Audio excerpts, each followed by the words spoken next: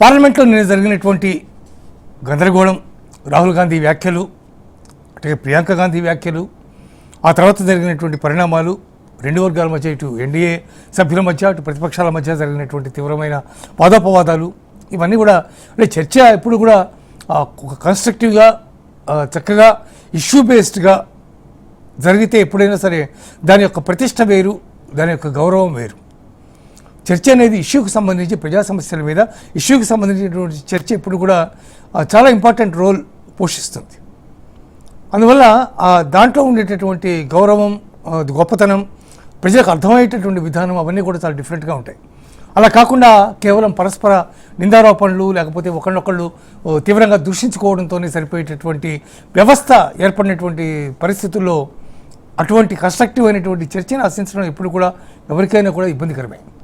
పార్లమెంట్లో కానీ లేకపోతే శాసనసభలో కానీ ఎక్కడ ఏ రాష్ట్రంలో ఎక్కడ జరిగినా కూడా ముందు లోపల శాసనసభ ప్రొసీడింగ్స్ ఏ విధంగా ఉంటాయి, అట్లాగే పార్లమెంట్ ప్రొసీడింగ్స్ ఏ విధంగా ఉంటాయి, ఇట్లా వీటిలో ఉండేటటువంటి అనేక అంశాలను ఎవరైనా తెలుసుకోవడం, వాటిని ఫాలో అవడం, ఇవన్నీ కూడా చాలా ప్రధానమైనటువంటి అంశం.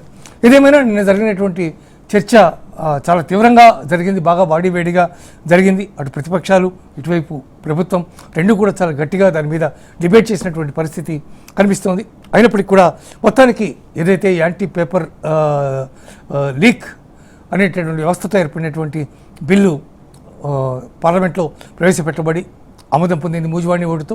అటువైపు వందే మాత్రం బిల్లు కూడా రాజ్యసభలో ఆమోదం పొందినటువంటి పరిస్థితి ఉంది. అయితే పార్లమెంట్లో జరిగినటువంటి అంశాలు అంటే ఇవి ఎంతవరకు ఇవి దేశానికి గౌరవప్రదం, మన దేశానికి ఎంత గౌరవప్రదంగా ఉన్నాయి, ఇక్కడ ఉండే పరిస్థితులు, అంతర్జాతీయ వ్యవహారాలు, అంతర్జాతీయ డెవలప్మెంట్స్ అనేకం చూసుకోవాల్సినటువంటి పరిస్థితి అటు ప్రధానమంత్రి నరేంద్ర మోడీకి కానీ, మరోవైపు హోంమంత్రి అమిత్ షాకి కానీ, కొంతమంది ప్రధానమైనటువంటి మంత్రులు కూడా ఉండే అవకాశం ఉంది. రష్యా మీద నిన్న టారిఫ్స్ విధించారు. ఆ విధించినటువంటి నేపథ్యంలో భారత్ చమురు కొనుగోలు ఎక్కడి నుంచి చేసుకోవాలి, ఎక్కడి నుంచి మనం తక్కువకి చమురు కొనగలం, చమురు స్కేర్సిటీ లేకుండా ఇండియాకి ఏం చేయగలం, ఇటువంటి అనేక రకాలైనటువంటి వ్యవస్థలు, సమస్యలు దాంట్లో ఉంటాయి. ఇది ఒక్కటే ఇంపార్టెంట్ అనేటువంటి ఇష్యూ కాదు. అందువల్ల ఇట్లా అనేక రకాల అంశాలకు సంబంధించినటువంటి తలెత్తినటువంటి విషయాలు, ఆర్ఎస్ఎస్ని డైరెక్ట్గా దీంట్లోకి లాగినటువంటి పరిస్థితి మనం చూసాం. ఆర్ఎస్ఎస్ చెప్పినట్టే విద్యా వ్యవస్థ నడుస్తోంది అనేటటువంటిది ప్రధానంగా చేసినట్టు రాహుల్ గాంధీ చేసినటువంటి ఆరోపణలు, వాటన్నిటి మీద ఇవాళ మాట్లాడుకుందాం. మనతో పాటు బీఆర్ఎస్ నుంచి బీఆర్ఎస్ సీనియర్ నాయకులు విఠలరావు గారు ప్రస్తుతం మనతో స్టూడియోలో ప్రస్తుతం మనతో పాటు ఉన్నారు. ఆ తర్వాత బీజేపీ సీనియర్ నాయకులు రవికుమార్ గారు మనతో ఉన్నారు. అట్లాగే కాంగ్రెస్ సీనియర్ నాయకులు జితేందర్ గారు జూమ్లో లైవ్లో ఉన్నారు. వీళ్ళతో మాట్లాడి నమస్కారం అండి అందరికీ. వీళ్ళతో ఇదే ఇష్యూకి సంబంధించి ముందు మాట్లాడుకుందాం.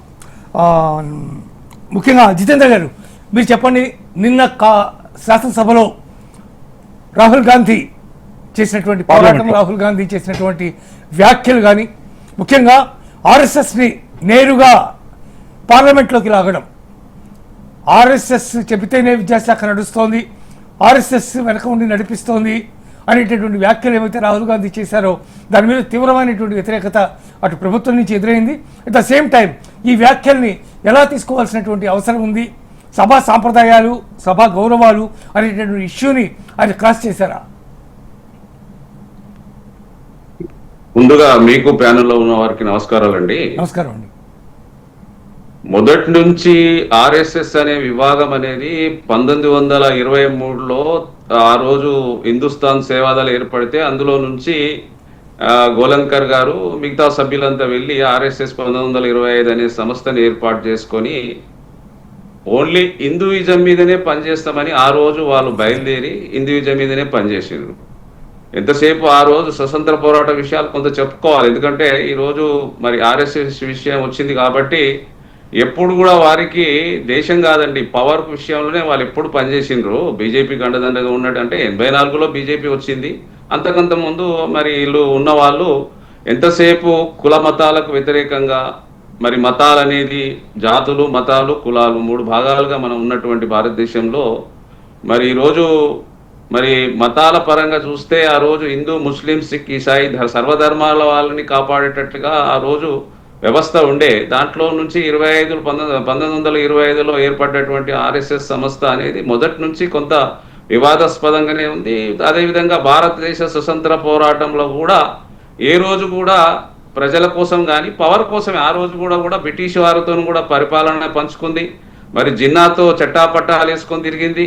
జిన్నా ఈ దేశాన్ని విడగొట్టాలంటే అవును ఈ ముస్లింల కోసం ఒక దేశం ఉండాలంటే మరి తానా తందానాన్ని చేసింది. అదేవిధంగా జిన్నాతో కలిసి ఆ రోజు ఎలక్షన్స్ లో కూడా మరి స్వతంత్రం రావడం పూర్వం కూడా ఎలక్షన్స్ జరుగుతుంటే దాంతో పాటు వాళ్ళు పార్టిసిపేట్ చేయడం జరిగింది. అదేవిధంగా 1950 తర్వాత వచ్చినటువంటి రాజ్యాంగాన్ని కూడా వాళ్ళు వ్యతిరేకించారు. ఎంతో కష్టపడి ఆ రోజు అంబేద్కర్ గారు 2 సంవత్సరాల 8 నెలల 18 రోజులు రాసినటువంటి రాజ్యాంగం గొప్ప రాజ్యాంగం. ఆ రోజు 1,47,300 పదాలతో రాసి 299 మంది ప్రతినిధులతో కష్టపడి రాసినటువంటి రాజ్యాంగాన్ని కూడా ఎన్నోసార్లు వాళ్ళు కాల్చడం జరిగింది. అదేవిధంగా మన జాతీయ జెండాను కూడా ఏ రోజు కూడా ఒప్పుకోలేదు. ఎంతసేపు ఒక మతం గురించే మాట్లాడేవాళ్ళు. మన భారతదేశంలో సర్వధర్మాలు సర్వమతాలు హిందూ ముస్లిం సిక్ ఈసాయి బౌద్ధ ధర్మాలు అన్ని ధర్మాల వారు ఈ భారతదేశంలో స్వతంత్ర పోరాటంలో పనిచేస్తేనే ఈ భారతదేశానికి స్వతంత్రం వచ్చింది. వీళ్ళు ఆర్ఎస్ఎస్ వాళ్ళు చేస్తే రాలేదు. కాబట్టి ప్రతిసారి ఇక్కడ జరుగుతున్నటువంటి వ్యవహారం చూస్తే ఎంతసేపు వాళ్ళు హిందూయిజం మీదే పనిచేస్తారు. దానివల్ల ఈ రోజు ఉన్నటువంటి భారతదేశం జితేంద్ర గారు, ఆర్ఎస్ఎస్ నేరుగా ఎప్పుడు కూడా ప్రభుత్వం యొక్క రాజకీయ వ్యవహారాలు కానీ ప్రభుత్వం యొక్క నిర్ణయాల్లో కానీ కల్పించుకోవడం అనేది జరగదు. అట్లాంటిది విద్యా వ్యవస్థ వెనకాల ఆర్ఎస్ఎస్ మాత్రమే ఉందనేటటువంటి వ్యాఖ్యలు చేయడం ఎంతవరకు సమంజసం? వీరు ఇప్పుడు వీళ్ళంతా ఎక్కడి నుంచి వచ్చిండ్రండి? ఉన్నటువంటి ప్రైమ్ మినిస్టర్ గారు ఎక్కడి నుంచి వచ్చిండ్రు, మంత్రులు ఎక్కడి నుంచి వచ్చిండ్రు? మరి అంతా ఆర్ఎస్ఎస్ ప్రతినిధులే కదండి ఈ రోజు దేశాన్ని వెళ్తుంది. వాళ్ళు వెనక నుంచి నడుపుతున్నారు అంతా ఈ దేశాన్ని. ఇప్పుడు ఉన్నటువంటి పరిస్థితిలో ఈ రోజు చూస్తే ఆ రోజు స్వతంత్రం వచ్చినప్పుడు 84.4% ఉన్నటువంటి హిందువుల పరిస్థితి, హిందువులు అని చెప్పుకుంటారు. ఈ రోజు పరిస్థితి ఏముందండి హిందువులది? ఈ రోజు చూస్తేనేమో ఇంట్లోనేమో మనమంతా మీరు కుల మతాలని మాట్లాడతారు, బయటకు వస్తే హిందువులు అని కలిసి ఉండాలని చెప్తారు. ఈ రోజు క్రిస్టియానిటీ ఎంత పెరిగిపోయింది, ముస్లింజం ఎంత పెరిగిపోయింది, బేరీ చేసుకుంటే 6 లక్షల చర్చిలు ఉన్నాయి, 5 లక్షల చర్చిలు ఉన్నాయి, 5 లక్షల చర్చిలు ఉన్నాయి, 6 లక్షల ఈ రోజు మసీదులు ఉన్నాయండి. ఎందుకు ఈ రోజు హిందూయిజం అనేది తగ్గిపోతుంది అనేది గమనించాలి. వీళ్ళ వల్లనే కదా ఇదంతా ఈ రోజు జరుగుతుంది అన్నట్టు. ఇది అందుకే కదా ఈ రోజు భారతదేశాన్ని విచ్ఛిన్నం చేయడానికి ప్రయత్నం చేసే కీలక పాత్ర ఆర్ఎస్ఎస్దే కదా. కాబట్టి రాహుల్ గాంధీ చేసిన వ్యాఖ్యలు సమవేనంటారు. ఇప్పుడు భారతదేశం అనేది ఒక గొప్ప దేశం అనండి. ఎంత కష్టపడితే ఆ రోజు స్వతంత్ర పోరాటంలో గాంధీ గారు 6 సంవత్సరాలు 6 నెలలు, నెహ్రూ గారు 9 సంవత్సరాలు 6 నెలలు జైలు జీవితం గడిపిండ్రండి. ఎక్కడ కూడా వాళ్ళు బ్రిటిష్ వారికి లొంగి పని చేయలేదు. ఈ భారతదేశానికి ఎంతో కష్టపడి కదండి అది.